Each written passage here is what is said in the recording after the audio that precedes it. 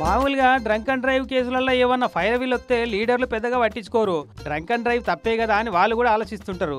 కానీ ఒక్కోపారికి ఇటువంటి కేసులలో వాళ్ళు కూడా పతారా చూపెట్టక తప్పది. ఇగో మొదలైతే ఈ ఎమ్మెల్యే గారి కాలు మొక్కుతున్న సీన్ చూడుర్రి.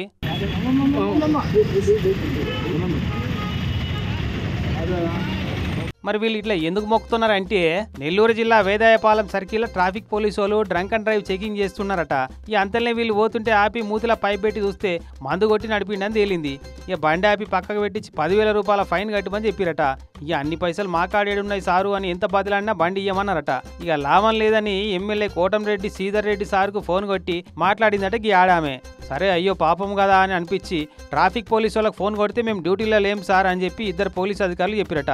సరే అట్లనా అని చెప్పి అప్పటికప్పుడే పోలీసు వాళ్ళు బండి పట్టుకున్న వేదాయపాలెం సర్కిల్ దానికి వస్తే బండిని ఆడికెళ్ళి తీసుకుపోయి ఆర్టీసీ బస్ స్టాండ్ సెంటర్ కాడ పెట్టిరట.